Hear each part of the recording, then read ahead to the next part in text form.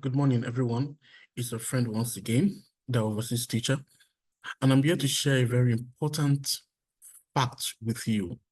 If you want to succeed as a teacher here in the UK, it is important for you to note this fact. There's something that is called here no-touch policy. No-touch policy, meaning you don't touch children. You don't touch them. This your hand that you have should be kept. You don't touch them. Even if you are provoked, maybe in your country, in Nigeria, you slap a child, you can slap a student, you can give them a very heavy knock. Here, you don't do that. If you do that, your license will be taken away from you and you will go to jail. They don't play with that.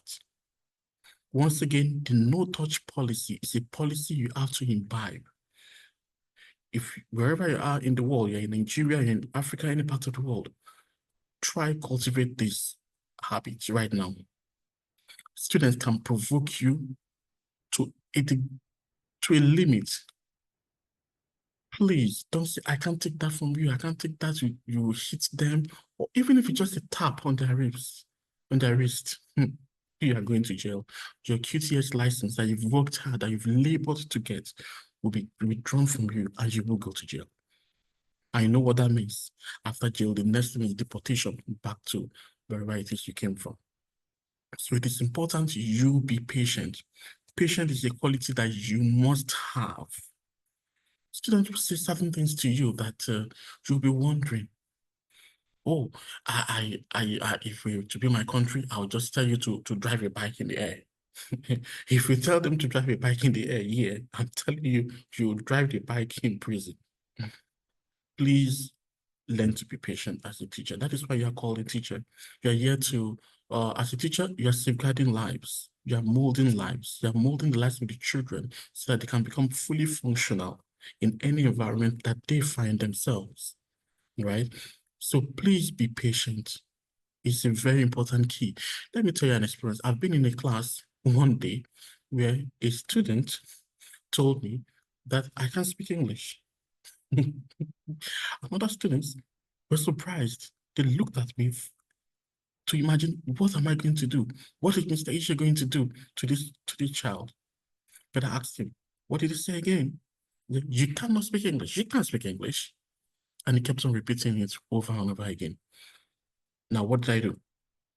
In the school, there are disciplinary measures that you have to take or in place to be able to manage the behavior of students.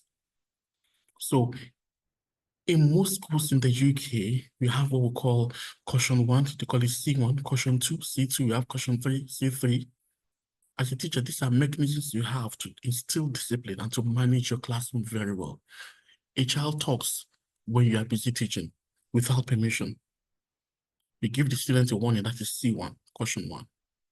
That the child keeps on talking or talking to another student, you give the child a C2. Now the C2 goes into the system, you record it.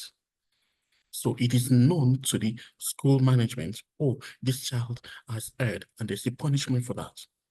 The pastoral team, not religious pastors now, people in charge of safeguarding children, the pastoral team in a school will be the one to determine the kind of punishment to give such a student. It is in the teacher's handbook. When you come here into any school, you'll be given the handbook. So yours is to apportion the C1, apportion the C2, immediately goes into the system. C2 goes into the system. The pastoral team knows what to do automatically.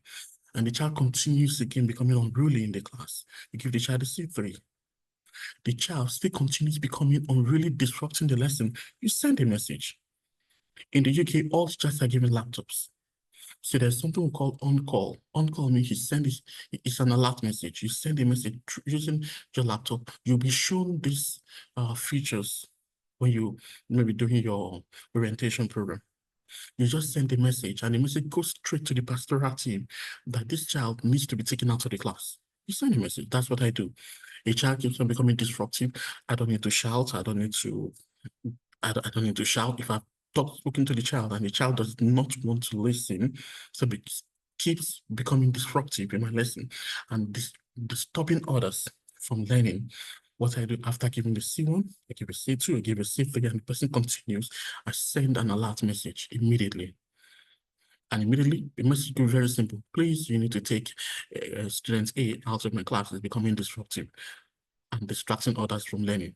And within a few minutes, most of the time, less than a minute, someone will come and take the child out of the class, and the child will be taken on isolation.